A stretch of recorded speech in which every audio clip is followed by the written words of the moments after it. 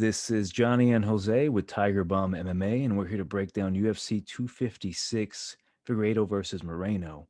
This is taking place in the UFC Apex, December 12th, in Las Vegas, Nevada. We'll be going over the entire card, giving you our predictions, and going over some possible bets. But for the first matchup of the card, we have Chase, the newly minted Dream Hooper, since he's no longer a fucking teenager, versus Slippery Pete Barrett. Just to break down the fight really quickly, Chase Hooper, he looked like a fucking moron his last fight. It was one of the most embarrassing outings I've ever seen. When he can't get the takedown, he's kind of a fish out of water. Bruce Leroy really put it on him. His movement against Chase Hooper was the nail in the coffin. The moment I saw that, and I knew that Chase Hooper was fucked. I actually put some money on Bruce Leroy Caceres that fight because I just got that feeling that Chase Hooper wasn't good enough to beat a guy that experienced. When it comes to Slippery Pete Barrett, he's he's just a tough guy. I don't see anything in his game that stands out like Chase Hooper's grappling. He's got serviceable striking. I think he's a Muay Thai guy, but it's just not incredibly impressive. His takedowns aren't great. He doesn't have the best movement. And I guess when it comes down to this matchup, if you don't have the movement or something similar to Bruce Leroy, Chase Hooper will get you down, and he more than likely will submit you. Uh, Slippery Pete has been submitted before, and looking at the lines right now, Chase Hooper's like a minus 400. He's a heavy favorite. I don't think it should be that high because, as we've seen with Chase Hooper with his last fights, it is takedown, submission, or TKO or bust on the ground. He has to hit the ground for him to have a chance. He could potentially win on the feet if it's a closer fight and he stalls you on the cage and attempts takedowns, but his main road is that ground game. I think he can get it done. I don't know how he'll get it done against Slippery Pete. I'm just going to say submission, more than likely round number one, using some of that Ben Askren wrestling that he's been desperately needing to include in his ground game from his daddy. So I'm going to say Chase Hooper, round one submission. I was just thinking that I know he's been so the line I agree is actually way off on this.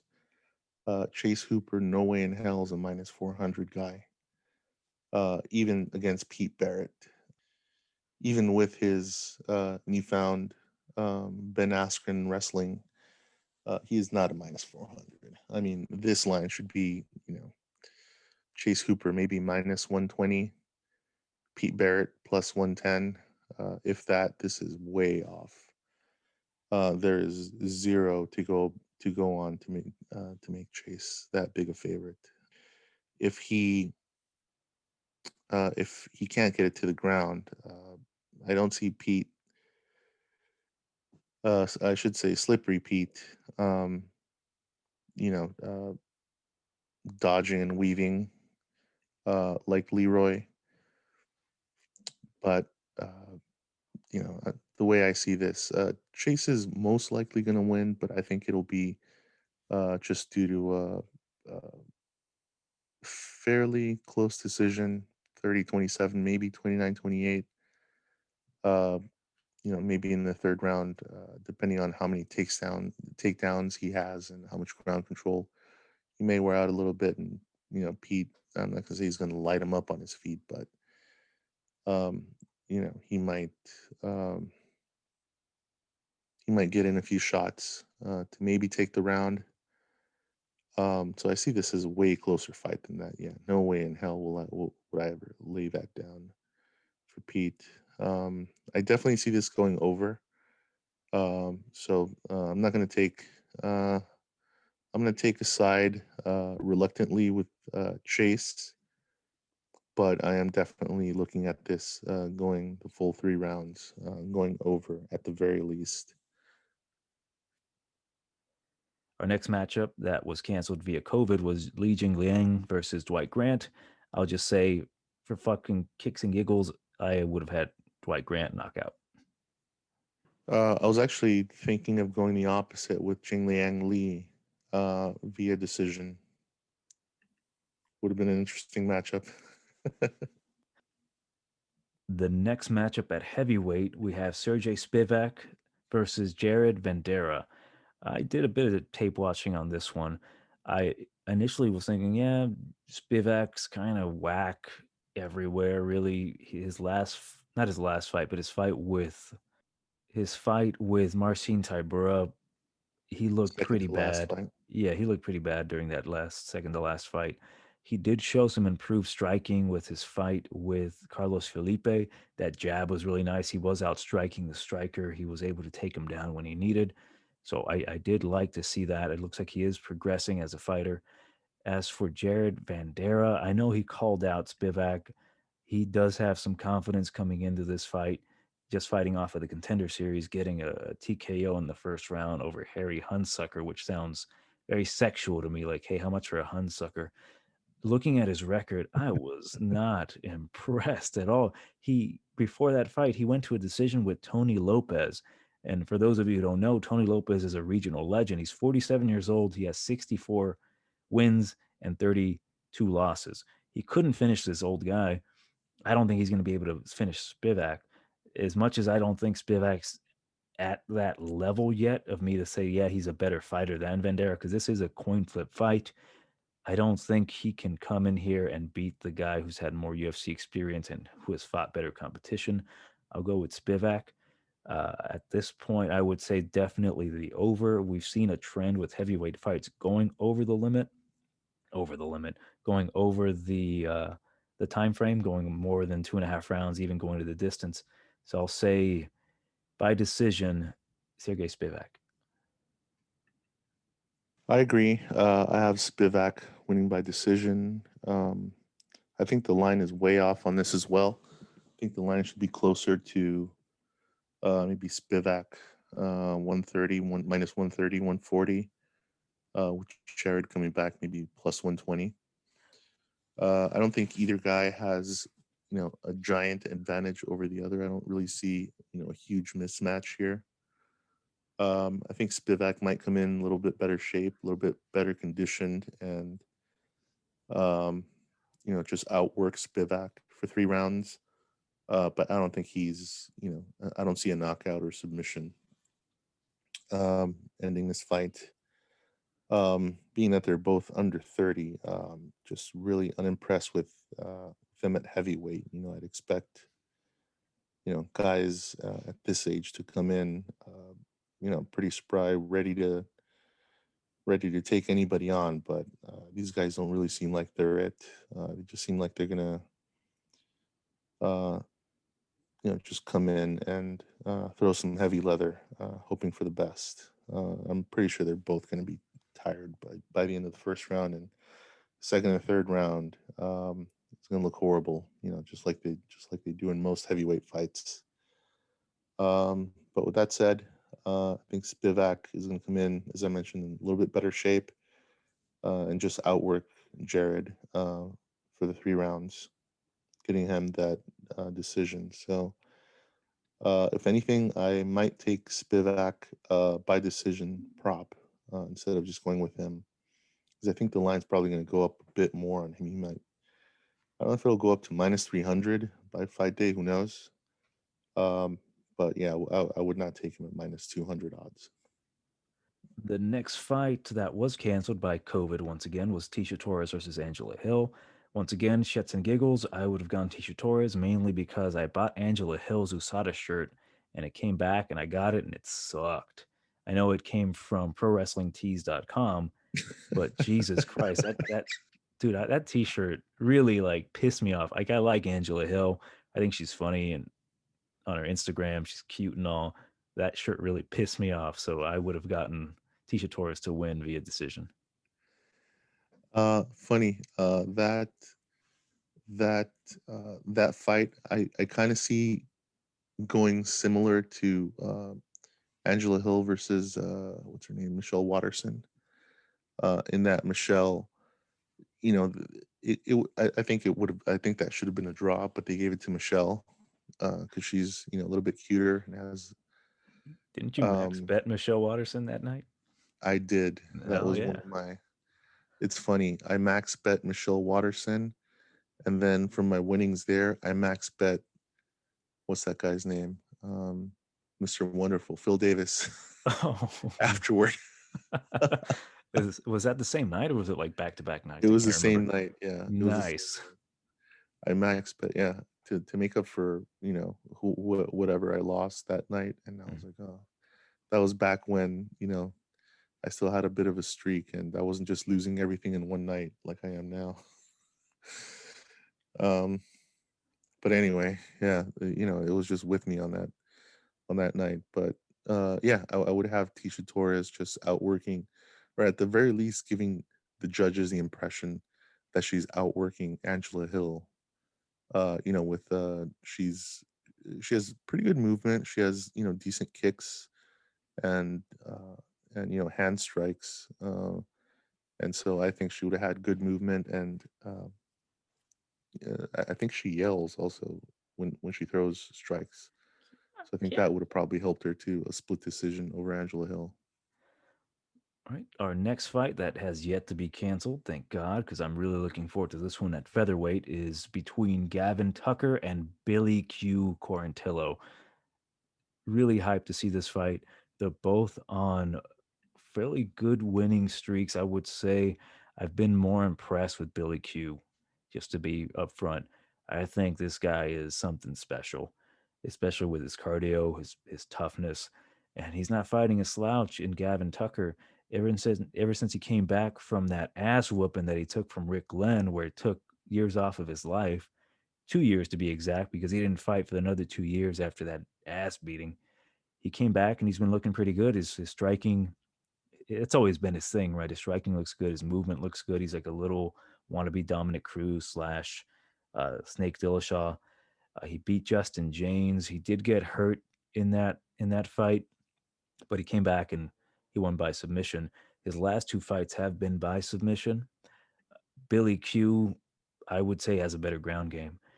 The way I see this fight going is I think Billy Q edges him everywhere other than that fancy looking striking. I think Billy Q is better when it comes to the mental side of the game because, for one, I can't unsee that ass beating from Rick Glenn when Gavin Tucker went in there. I don't know if it was the fact that he was fighting in Canada that kind of got to him, but I didn't like what I saw in that fight. He did tough it out, but I think Billy Q is going to press him. I don't think Gavin Tucker's striking is going to be as effective as it would be on someone else. But yeah, Billy Q has been something else, really. He was able to beat Spike Carlisle in a really fun fight. He knocked out Kyle Nelson in the third round. I think his cardio is better. I think he's going to be able to withstand any of the punches and movement from Gavin Tucker. Billy Q will tie him up against the fence, try to take him down, maybe try to work submissions off the ground. I see this going the distance. I see Billy Q winning this by a 29-28. I see Gavin Tucker winning maybe the first round, then Billy Q coming back with a vengeance with the last two rounds and just putting it on him. That's funny. I was just thinking that. I was just kind of picturing the fight going, seeing how it's going to go in my head. And I also think Gavin Tucker. I was just, I also see Gavin Tucker maybe taking the first round. Cause maybe a feeling out process with Billy Q and him, possibly taking it due to his Gavin Tucker in his last. Um, I would say in his last fight with Justin James, he showed a huge improvement in his leg kicks and just his striking acumen. But Justin James was about, I think, his height or so, whereas Billy Q has 4 inches of height on him, and he has 4 inches of height and 4 inches of reach according to Tapology. Um, and I think he uses that length very well, and I don't think Gavin Tucker is going to school him like he did Justin James. Justin James is a one trick pony, whereas Billy Q, I think he's going to turn it up in the second and third round and try to out grapple him. But if Gavin trained as hard for Justin as he or if he trained as hard as he did for Justin, I think it's not going to be easy for Billy Q. So I do see him getting um, a unanimous decision 29-28 by taking that second and third round. I think Gavin's going to be a little bit too tough to submit. Um, but yeah, this is also a fight I'm looking for. And the odds actually reflect just how close I think this fight is going to be so far. Odds Billy Q minus 130, Gavin Tucker plus 105. So it could be a coin flip fight, but Billy Q is coming in uh, as a favorite, or him coming in as the favorite. I think is appropriate in this particular instance. All right. Our next fight at women's, pardon. Our next fight at women's strawweight, we have a bout between Virna Jandiroba and Mackenzie Dern. And out of respect for Mackenzie Dern, I will break the fight down using her American accent. Mackenzie Dern, she's coming in with the fight record of 8-1. Virna Jandiroba coming in with a record 16-1. They're both they're both Brazilian, and they're both coming in here with a black belt in jiu-jitsu. I was breaking down tape of Mackenzie Dern, and something caught my eye when I was breaking down the tape. Something that, for whatever reason, I don't know what it is, but I never caught before. But when she's fighting, her titties bounce ridiculously. They're super distracting. I'm watching the fight with her and Hebus because I'll fuck it. I think Jandaroba is going to win this fight. I was breaking down that fight just to kind of conclude my overall opinion, and I'm like, Jesus Christ, fuck, like who's winning the fight? But the way I see this fight, because it is a jujitsu black belt battle, and I look at it the same way I look at the fight with Hebus. Hebus was able to she was able to avoid any sloppy punches from Mackenzie because I don't think her striking has improved tremendously. She's not a complete fighter yet. I see Jandaroba being more of a complete fighter. Her fight with her fight with Carla Esparza was actually really fun to watch. Carla was able to take her down almost at will. Not to say that her takedown defense was suspect. I just think that Carla Esparza that night she was on point. Like I was super impressed by Carla Esparza during that fight when I was watching tape. But I liked what I saw from Verna during that fight. Her striking looked good. Her grappling looked good. I just think that Mackenzie will try sloppy takedowns. I don't think her takedown defense is anywhere near. It shouldn't even be compared to Cookie Monsters at all. So I think it might be mostly a striking battle. If Mackenzie somehow decides to take it to the ground, I think Virna would have enough to either scramble back up, even go for her own submission. So it's going to be super fun to watch this fight.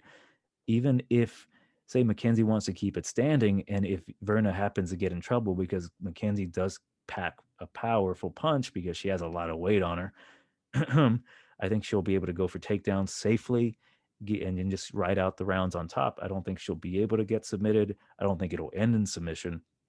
If there is a submission, I think Mackenzie is more opportunistic with her attacks. So if it were to end in the submission, more than likely Mackenzie. But I do see this going all three rounds with Verna coming out 30-27 decision. I agree. Mackenzie Dern's tits do bounce a lot. Um, and that's that's the appeal of watching her fights. This is the only place outside of an OnlyFans account where you might be able to enjoy that.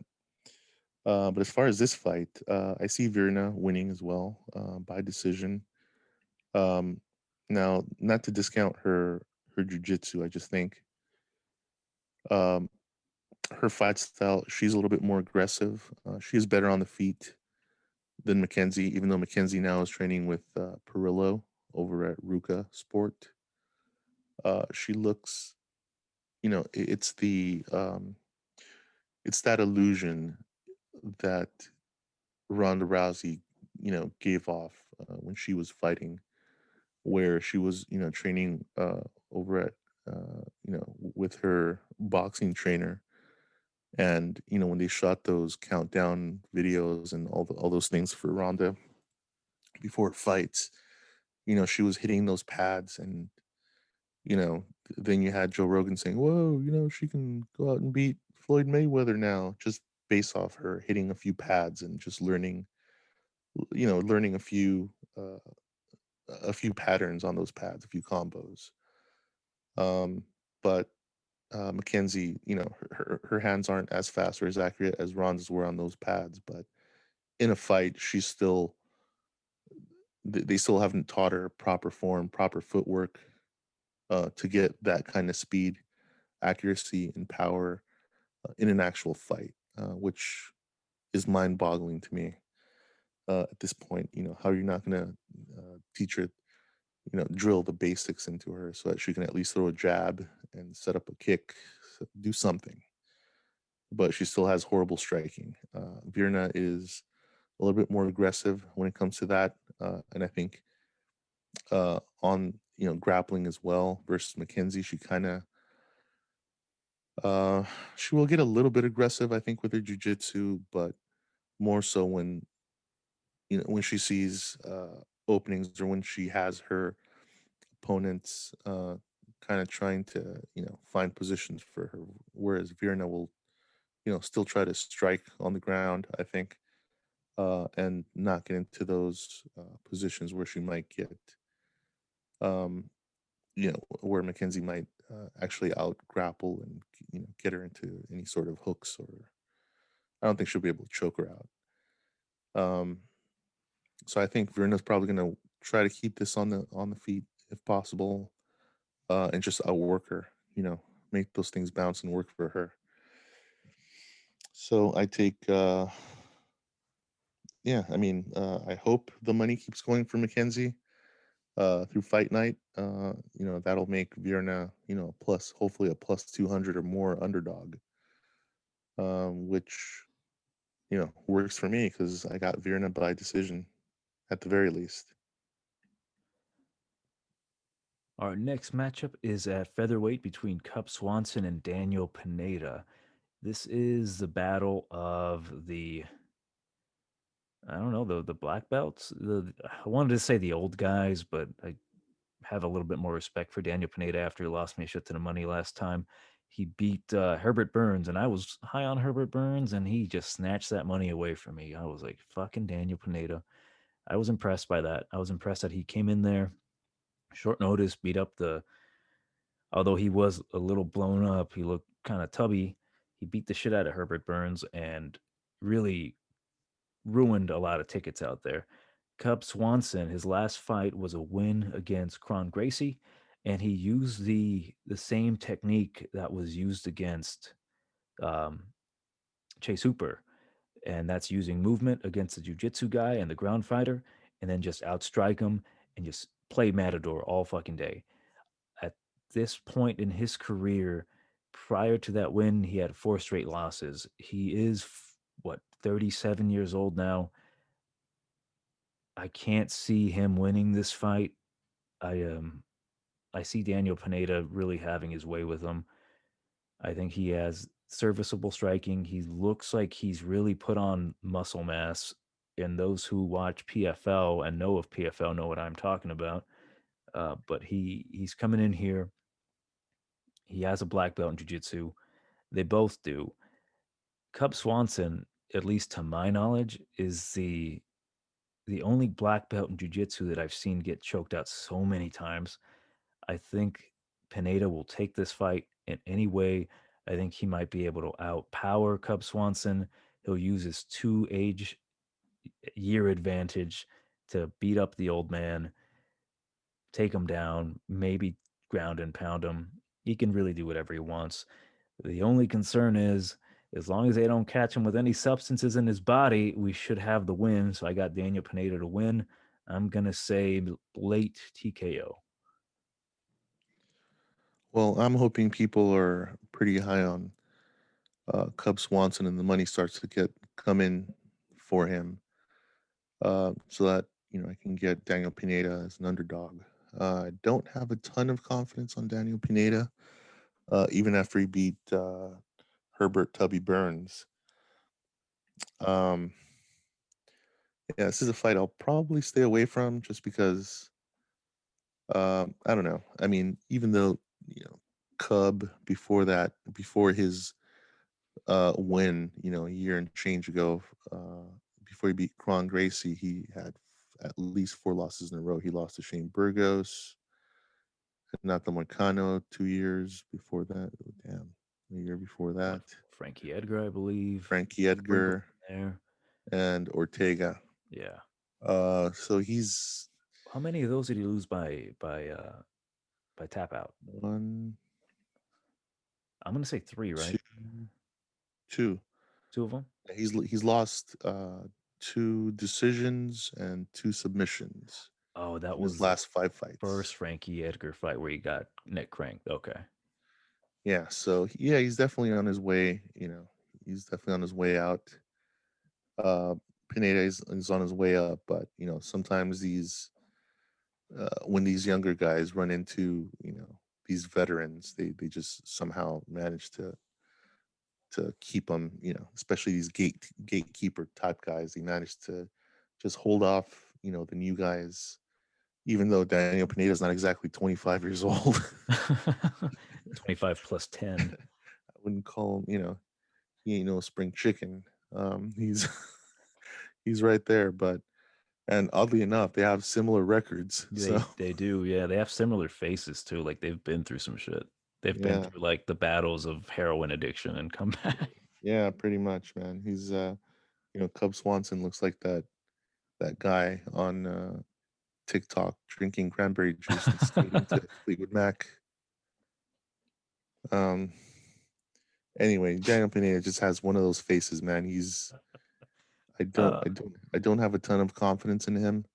I do believe he'll win, but I'm not overly confident.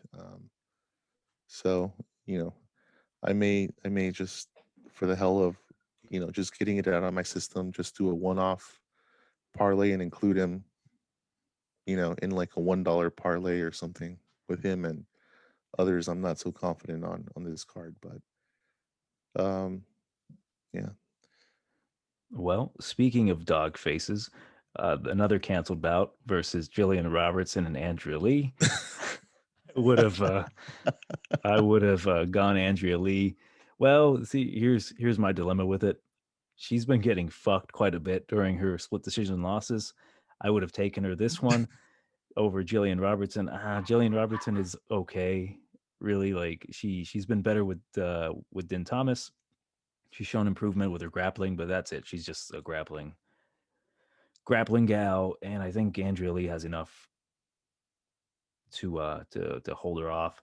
Doesn't matter overall. It got canceled. I think we'll be breaking down Jillian Robertson again in a couple weeks. But yeah, I would have picked Andrea Lee. Fuck it. Yeah, it's not a bad bet. It's women's MMA. It's a coin flip. I know everybody's high on Julian Robertson, but unless I feel that unless she got the submission in the first two rounds, I think Andrea Lee would probably just outwork her a little bit, not a ton, but just a bit on the feet enough so to get that 29-28 split decision win. I think this would have been the split decision that would have finally gone her way. I do have to Maybe. say, I've been thinking about it. I'm like, how come they keep fucking her over? Because I personally thought she beat Lauren Murphy. Not because I had a shit ton of money on her on multiple parlays, but I really did think she beat her, and that was that night with John Jones and Dominic the Athlete Reyes. But I'm like, why are they fucking her over? I'm maybe leaning towards the fact that like her previous history with her ex boyfriend. Those of you who don't know, ex boyfriend had some Nazi tattoos or whatever, and maybe that has something to play with it, or maybe she's just not working enough. Something to think about. But yeah, that's something I've been thinking about. So if you want to comment, leave a comment. Yeah, there's also the fact that I should bring up. Uh, the Soldier of God is no longer with the UFC. Mm-hmm.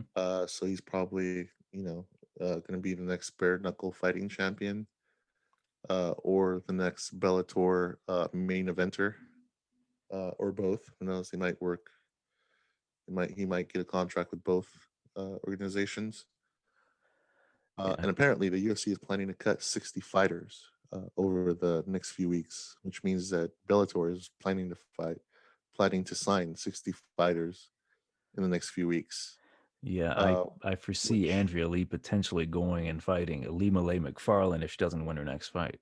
yeah, in well, well, I was gonna say, had she, you know what, realistically, I would have actually picked Andrea Lee this Uh-huh. fight, and that's just because her back is up against the wall, and I know she realizes that after hearing that news of if they let the soldier of God go, what the hell's keeping her here? So I think she would have probably had a little bit more motivation and a little bit more uh, um, you know um, Urgency. yeah, a little bit more urgency to win, even by split decision, to keep her job at this point. So I think if they reschedule this fight, in the next month or so, I think I'll pick her as well, even though she has I don't know, she has a broken nose, so she might be out for more than a month. But her back's up against the wall, and I think she is going to come out guns blazing, hoping, hoping one of those guns hits its mark.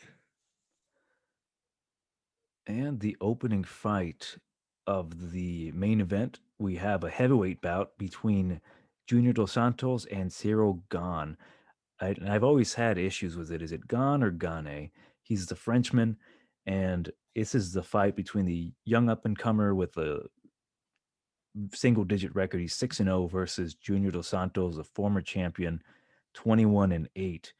And it's frankly lined at the point where Cyril Gane, it's really hard to bet on this guy right now. He's a minus 435 against the former champion, coming in at a plus 335. And the reason for that, Junior's chin isn't the same anymore. I see improvements in Junior's game constantly. Like I thought he looked really good in his last fight up until he got knocked out. But that's the problem. If you touch him, he just doesn't have it anymore. He has that desire, he has that motivation, and you see it in each of his fights that he is constantly trying to improve. But I just can't trust that chin. And Cyril Gane coming in here, this dude, I've been high on this guy since his first fight, right? He can do it all. His kickboxing game is incredible. His body work is incredible. His head movement incredible. His combinations are crisp. His his takedowns, he goes for takedowns as a heavyweight kickboxer coming into the UFC. It's almost like he says, "Fuck it, I don't want to be just a knockout artist. I'm in the UFC and I need to train like a fighter that belongs here, especially in the heavyweight division." And I find that to be refreshing, and I just love what he's been doing. He's fighting Dontel Mays. He's beating his ass the whole fight relatively easily. He has 30 seconds left on the clock for the final round. He could just ride out the round, but he's like, no, fuck that. I'm going for a fucking heel hook, and he gets it. Incredibly impressive. Beats the shit out of Tanner Bozer relatively easily. Didn't even have to really break a sweat. Another thing, his gas tank and pace are fantastic. The only criticism I have is that he doesn't really have a lot of pop in his punches. I don't know if he's not throwing them at full power. He does train with Frankie Murder, Francis Ngannou, and I see him being the better prospect because I can see him finding multiple ways to win opposed to his counterpart just being a knockout artist. So I do like that comparison. And I just thought about it. Francis Ngannou being the dark portion of the yin yang and Cyril Gane being the light portion because he's lighter skinned. But I do like Cyril Gane. I like everything that he brings into the table. He might get his first knockout in the UFC. And it really pains me because I love Junior Dos Santos. I've been a huge fan of his since the beginning, followed his career. I remember Googling his record back when I couldn't watch the fights to see how the results versus him and Big Country went, and I saw that he won by unanimous decision. So I had to look up the stream of the fight after it ended just to see how well he did. Just lots of memories with him. his first fight with Kane, where I predicted he would knock him out, and he did it in the first round. I just great memories of seeing Junior Dos Santos and his wins and his fights, his attitude. Really nice guy, and it's I don't want to see him take any more punishment. He's ranked number 7, but I don't think it's going to be for long.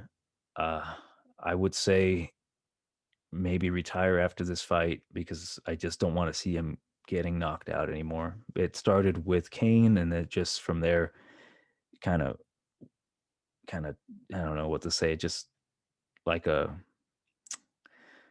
like the stock market, like he goes up a bit, he looks good, then he meets Kane, goes down, he comes back, beats a couple contenders, beats Derek Lewis, and he gets knocked out. It's just like I don't want to have that roller coaster of a ride with Junior anymore. Like I know he has a desire to win, but I can't see him beating Cyril Gahn at this point. If he does, fantastic. He'll use his experience as a former champion and having the more fights to edge out Cyril. But the way Gahn has been fighting, I can't see him potentially winning this matchup at all. So I have Cyril Gahn. It's hard to pick, but I'm going to have to say TKO round number 3. I agree. The thing with Junior is that he unfortunately had that trilogy with Kane, and that was, every fighter has. I think every, or at least a lot of fighters have that one or two fights which just take years off their fighting career, or just that one or a few fights where it just takes away their chin. Um, their chin is they're just not the same. Either their chin or I don't know what it is. It's I saw it with Junior after his Kane trilogy. He has not been the same. He's won a few fights here and there, but his ability to knock people out like he did with Kane and other people, prior to fighting Kane, has not been the same since. I saw it with Rashad Evans after he fought um, Machida. After he got knocked out there, he wasn't the same. He couldn't come back. I think he fought Jones, but during that fight with Jones, he was tentative, and since then he's lost to smiling Sam Alvey. And Junior, after his last fight, he's got knocked out. Let's see, a year, 5 months ago, he got KO'd by Ngannou. 10 months ago, he got KO'd by Blades. 3 months ago, he got his brain scrambled by Rosenstruck. And he's coming up against a guy who, uh, I guess people can make comparisons to Ngannou, but I think he's completely different. Ngannou just has that style. I don't know if you recall this Simpsons episode where Bart and Lisa are fighting, and I think one of them is just throwing kicks, the other one's doing windmills with their arms, and so Ngannou is just that guy who's gonna throw windmills. He just happens to be fat. He happens to just have fast twitch arms. You know what I mean? He's not his. He has garbage boxing and whatnot. He's just quick for a heavyweight. That's his thing.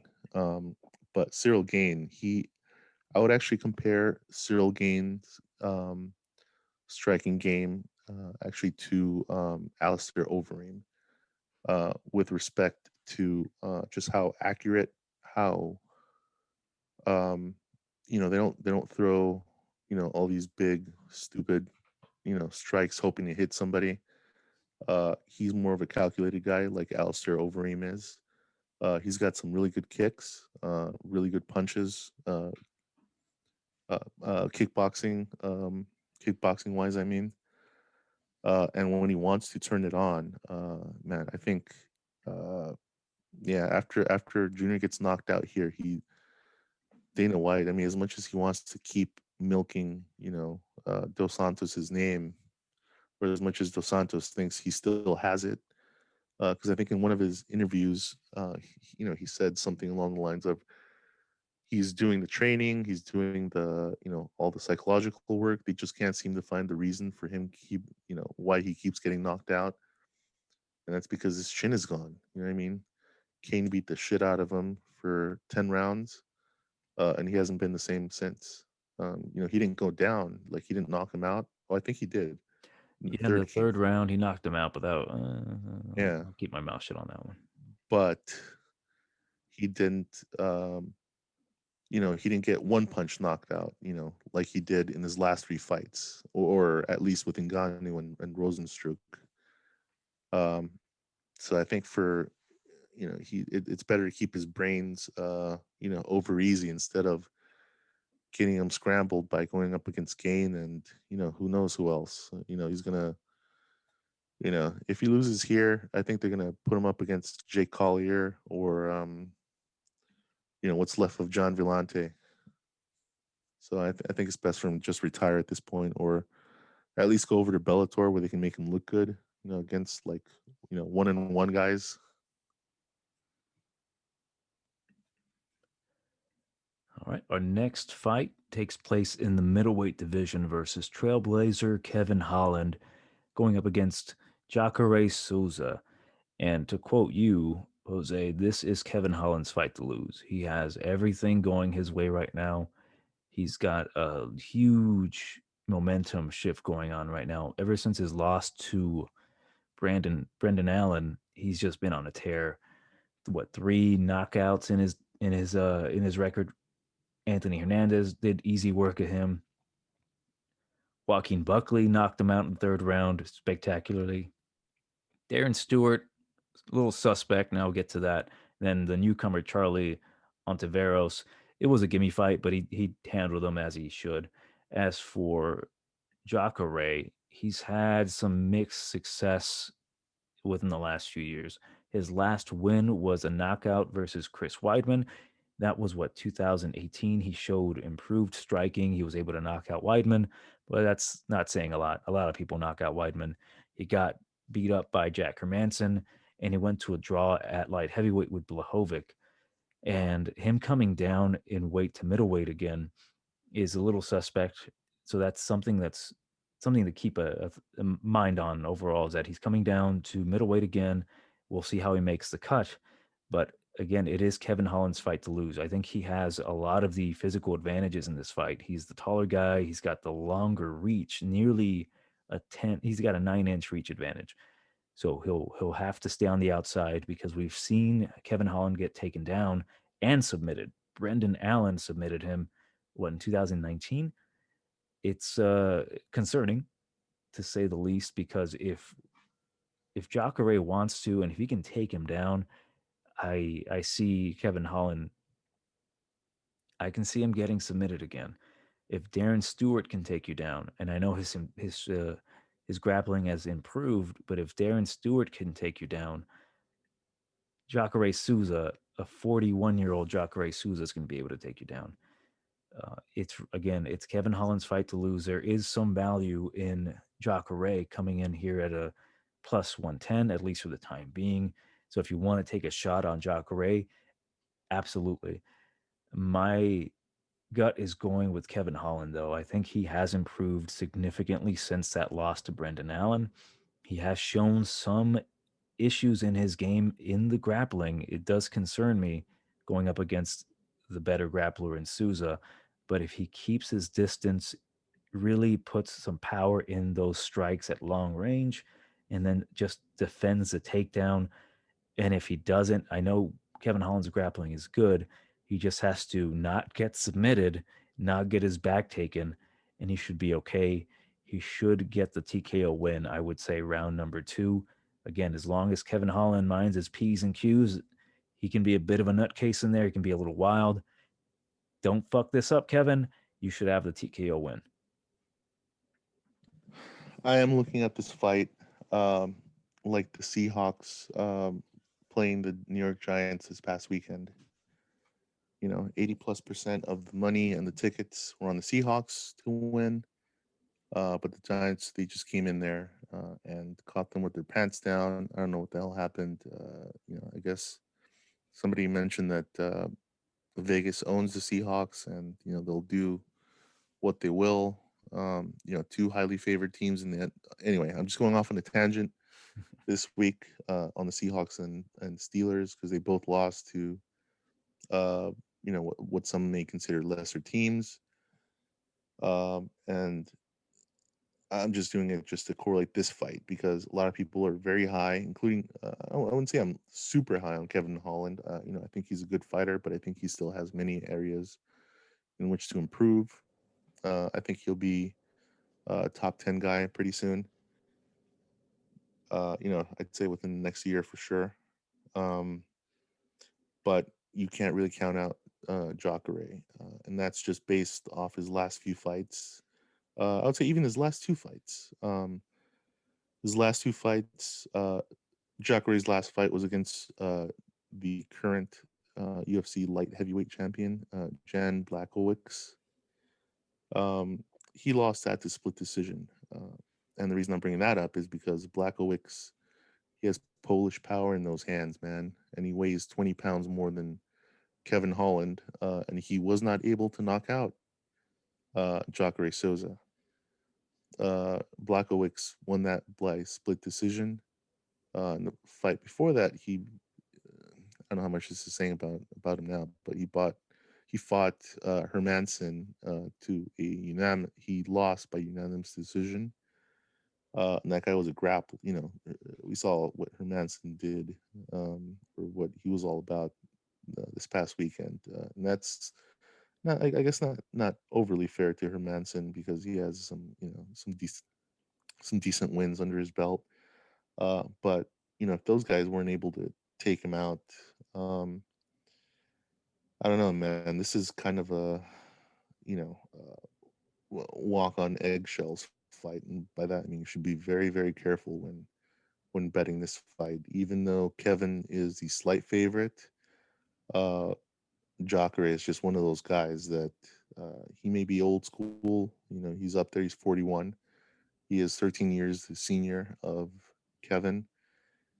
Um, and he's giving up a little bit of size and quite a bit of reach to Kevin. But as you mentioned, Kevin did lose to Brendan Allen by submission. And I did also watch that Darren Stewart fight very closely, and Darren was able to impose his takedowns on him. I don't know if Kevin just kind of went with it and just didn't care because he was gonna beat Darren in the end. But Jacare is not going to play around like that. If he gets him on the ground, I mean, Jacare, he is, prior to even fighting Derek Brunson, he's known as a ground guy. Um, he, whoever got on the ground with him, you better be on your toes because he will come after it. And it's just one of those feelings that you get, it's like, hey, uh, I don't know, it's like, so I mentioned you may be high, because you won a few fights, but Souza's old school, and this is definitely a step up for Kevin Holland in competition, regardless of Jacare's last few fights. He is a step up. I mean, Souza's a veteran. He knows, just really good at grappling, and that seems to be Holland's. That seems to be a hole he needs to fill. Great for him that he's fought. This is his fourth. No, correction. This is going to be his fifth fight this year, um, which is good for him. But at the same time, that's a double-edged sword because if he is fighting constantly, he's not having that time to improve. I know everybody has that. I guess especially this year has that urgency that they want to fight so many times. This a handful of people, including that guy from who's Dana White's new BFF with the Hamzat. weird lip. Hamzat Yeah, Chimaev. yeah, Hamzat. Boy. Everybody wants to Hamzat it as I'm referring to it now. They want to Hamzat their career. just fight as much as they can within a given amount of time. But Cowboy was doing that way back when. It's nothing new. But there's a flip side to that in that you get worn out a lot and you don't really find time to improve.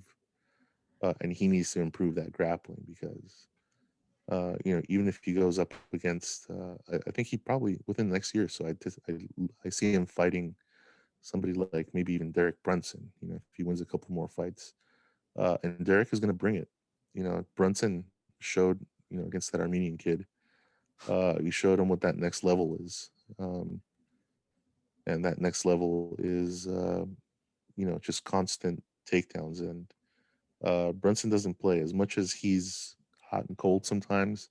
When he's hot and if he knows he can take you down, he's going to go for it. And as much as Kevin tries to play off, um, that punches and stuff don't hurt him, he's human like the rest of us. It might not hurt him during the fight because of the adrenaline, but he sure as hell feels those punches and kicks the next day and days into it. Um, anyway, as far as my pick for the fight, uh, this is a tricky one. I mean, I see this being a 3 round fight. If Kevin can keep this on the feet, if he can keep his distance, I think he's going to light up Jacare. But if he lets Jacare push him to the fence, take him down, might be a long night for Kevin. If he lets him do that in the first round and keep, Jacare can keep it going for 3 rounds for sure. 5 rounds, I don't think so. Not at this stage in his career. But he can get a few takedowns, and he'll get a decision as easy as that. If Kevin, is looking past Jacare, which I would not recommend he does. I don't know if Kevin's going to listen to this. Somebody who knows Kevin is going to listen to this, but do not look past Jacare. Our next fight, we have Renato Moicano versus Rafael Fiziev. I'm on a Brazilian thing going on. I'll keep this one short. Fiziev is a bad motherfucker with his striking. God damn, I didn't know. I knew, but I didn't know. It's like Jesus Christ. His last fight really opened my eyes to Fiziev. He was an underdog at that fight with Mark DeCasey. I bet Mark DeCasey, thinking, yeah, he should have enough in the mixture of striking and grappling to fuck with Fiziev. Not the case. Fiziev's grappling it's gotten tremendous. He is a, what do you call that? Why can't I think of it? He's a sprawling brawler, but he's not a brawler. He's so goddamn crisp and technical with his striking. He's going to need that with Moicano because Moicano, with his last fight, he won by submission. He didn't want any part of the striking exchanges with Hadzovic. I feel like that's his main goal is to take down Fiziev and try to work off of his back, maybe go for a choke, get on mount, try to ground and pound him.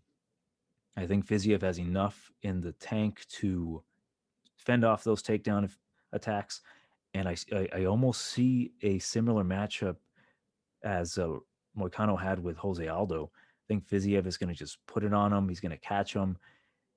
Moicano can leave his chin up in the air quite a bit, especially with the shorter guy coming in with the experience with striking that he has, being the head kickboxing trainer at Tiger Muay Thai.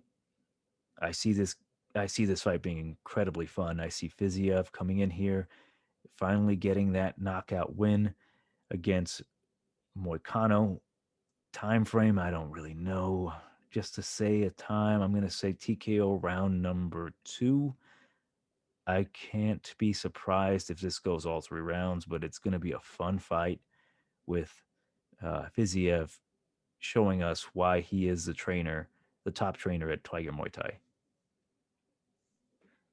I agree. Fiziev, I was actually really high on Fiziev. His last fight against Diakese, which was 4 months ago, he beat him via decision. He beat him handily, and I'm pretty high on him this fight as well. Nato Moicano in his last fight, he did, which was 8 months ago, he did win by decision. which is fine. But then before then, he actually got knocked out by the Korean Zombie. Fight before that, he got knocked out by Aldo.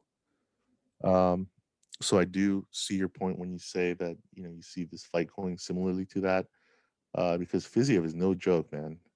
This guy has very, very, as you said, crisp, clean striking. So crisp and clean, you can eat off of it. I'm not sure how that would work, but that's how crisp and clean it is. He does give 3 inches of height, and barely any reach, if that.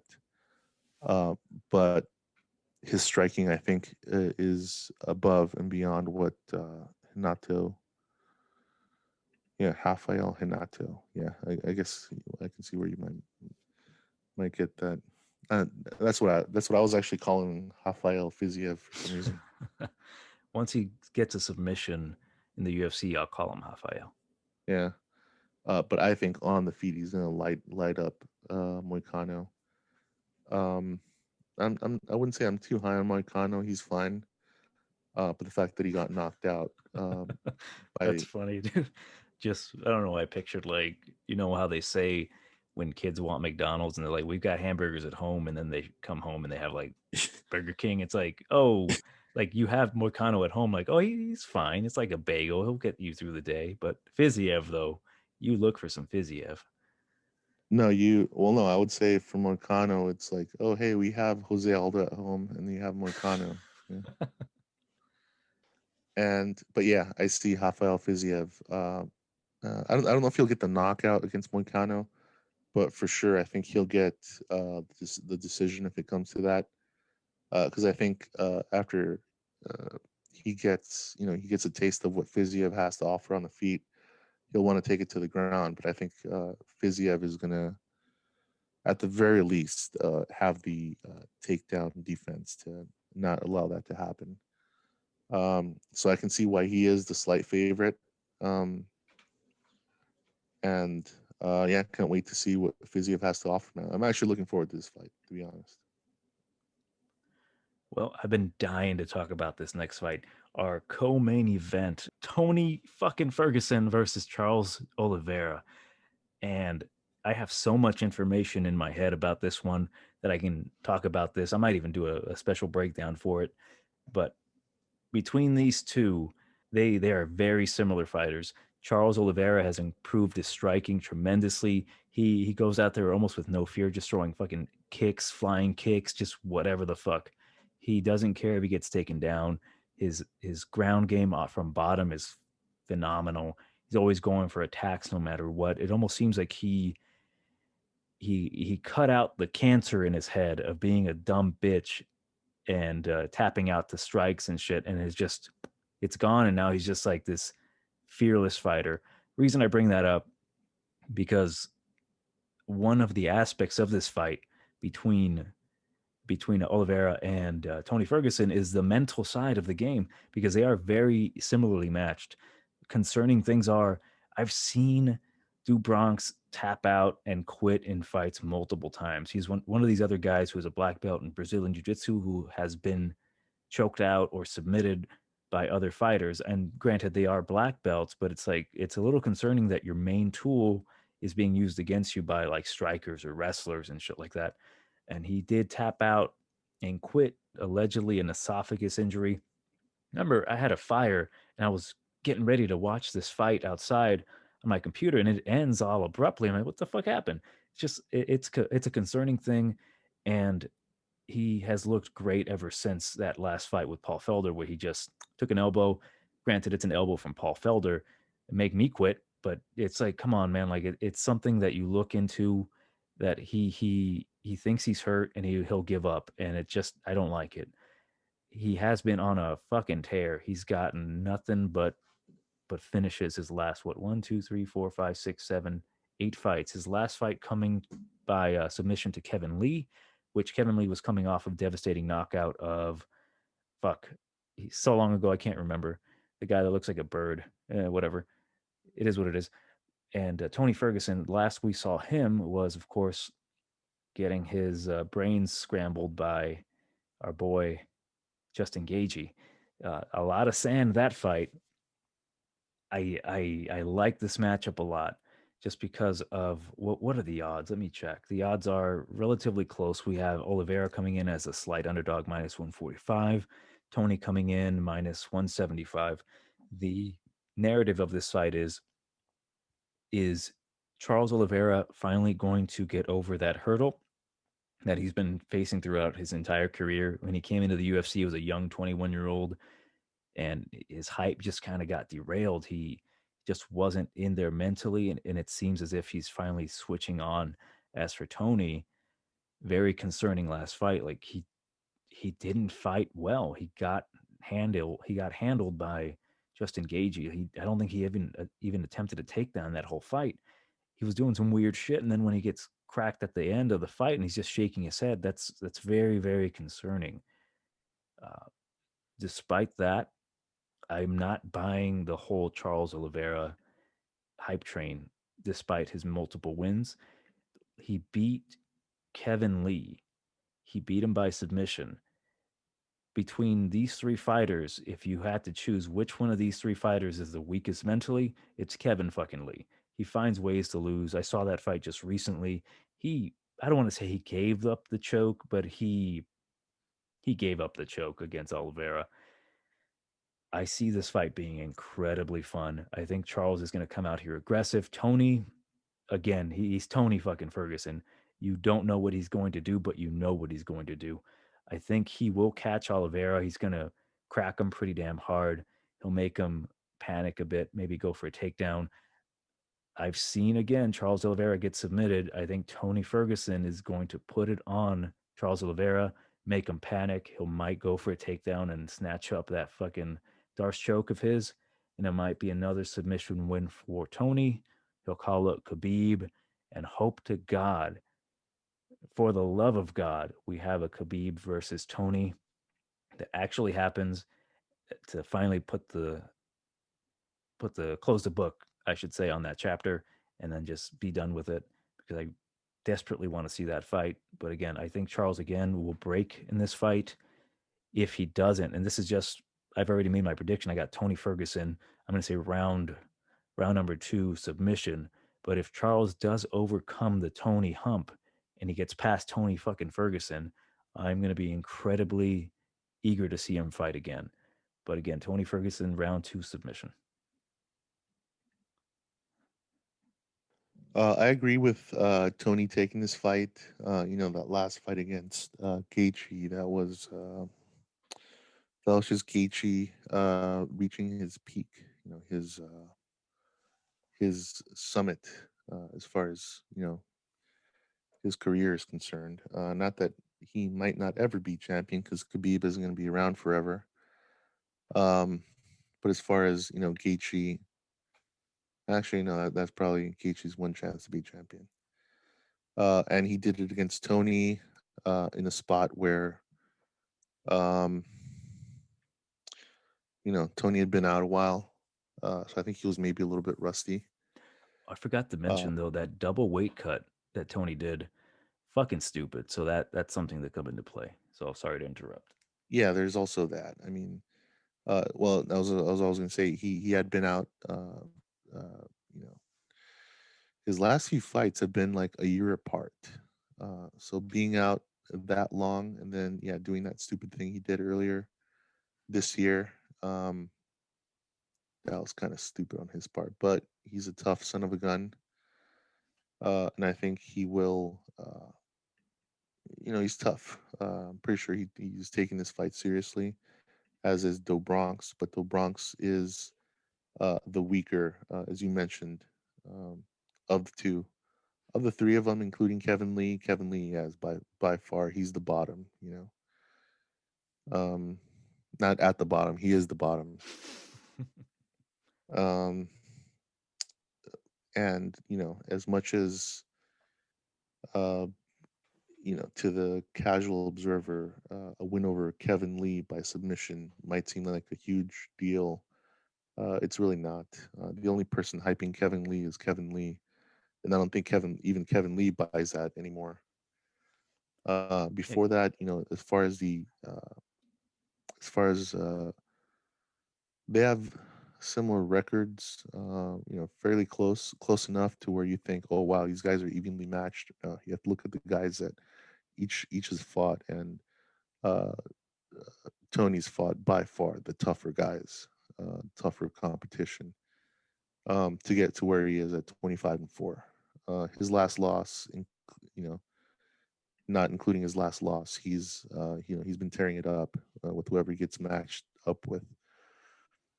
Sucks we didn't get to see that Khabib fight. That would have been interesting. I'm hoping, you know, we get to see it someday. Probably not, but yeah, I have Tony winning this fight.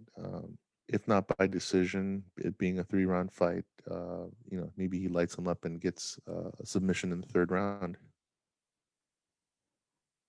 In our main event at 125 pounds for the championship of the world, we have War of God Davison Figueiredo versus the lamest nickname, the Assassin Baby, Brandon Moreno. And this is Brazil versus Mexico, a rivalry that stems from soccer. I like to see these matchups a lot. Usually, when it comes to the MMA fights, Mexico versus Brazil, Mexico doesn't do so well. This will be one of the few chances Mexico has a chance to actually have a world champion. Does Brandon Moreno have a chance against our War of God in Davison? I would say so. His chances are slim just because we're kind of running out of time. Davison has been looking incredible. He can win the fight any way he chooses. If he wants to choke you, he will find the choke. If he wants to knock you out, he doesn't really have to look hard. He'll find it. Brandon Moreno, he has a really good chin. He's got that patented Mexican chin, that patented Mexican toughness that they talk about, and his chin does show that. He is a grinder when he needs to be. He can put it on you when he needs to. He has a really nice 1-2. He can be really aggressive.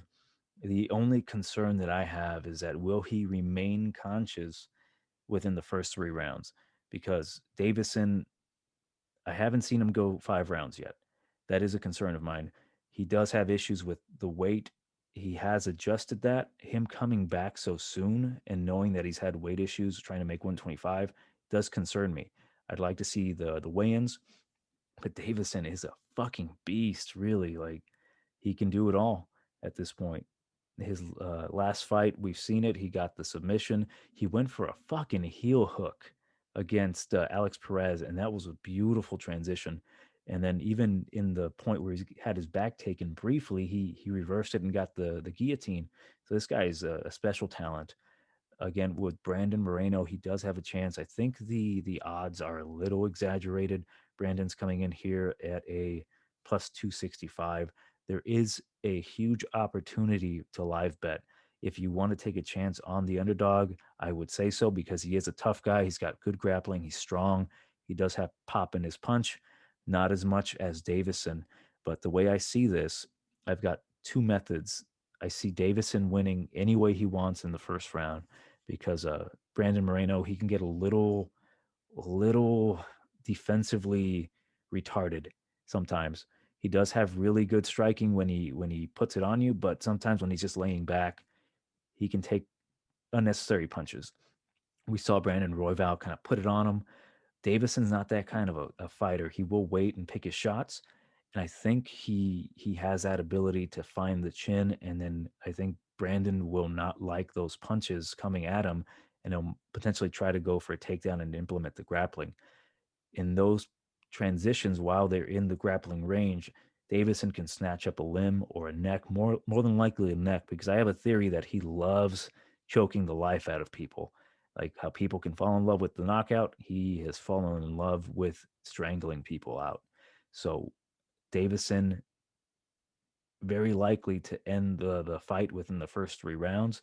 If that doesn't happen, Brandon Moreno is tough. He's got good cardio. I think he can put it on Davison and put him in situations where he hasn't been in, really test his cardio, and then potentially even get a maybe fifth or fourth round TKO or submission on Davison. He just has to ride him out. He is a bigger guy. He's a taller guy. He's got the longer reach by about 2 inches. He's taller by about 2 inches. It's going to be a really fun fight. I personally think it's a lot closer. I wouldn't bet Davison outright, maybe as a prop, potentially knockout or submission. But with this motherfucker, it's really up in the air. He'll do whatever the fuck he pleases it from that day. I will pick Davison to win this fight.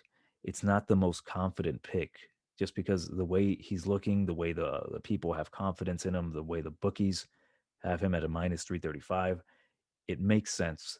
But again, Brandon's not going to be an easy fight. I do see Davison exploiting those defensive holes that Brandon has in the first few rounds, hurting him pretty bad, and then taking the TKO win. I want to say round number two. I agree. I think if this goes past the third round into the fourth and fifth, I think that's where Moreno's going to have his best chances to uh, hopefully take those rounds for him. But in the first three rounds, I would say I would give the striking and even I don't know about grappling, but for sure on the feet, Davidson is going to have the advantage. Don't know what his gas tank is going to be like going into that. If he goes into that third, fourth, and fifth round, if it goes that far. But I get the feeling he's going to want to end it soon, just because he did fight a few weeks ago.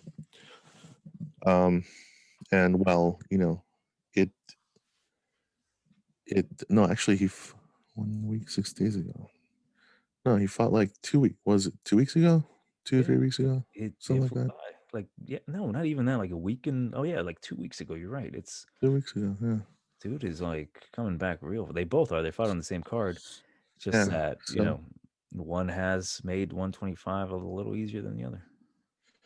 yeah, so it's gonna be, I think that's gonna have some effect in case it does go into those later rounds. But I would say in the first two rounds, Davison's gonna be um, I think he's gonna be pretty active looking for that submission. Looks like he does like that guillotine choke, the rear naked choke as well. But I don't know if we're gonna get Benavidez submission face in this one. I think he might go with the guillotine again, since Brandon is pretty um, is pretty aggressive with that takedown. I think he's going to want to take it down, but he better watch out, man, because Figueiredo's ground skills are. I think he might underestimate them, just like Perez did. And that's been our picks. Make sure you like, share, subscribe, leave a comment below. Follow us on Instagram at TigerBomb MMA. Follow us on Twitter, same handle at TigerBomb MMA. And that's been us from Tiger Bomb MMA.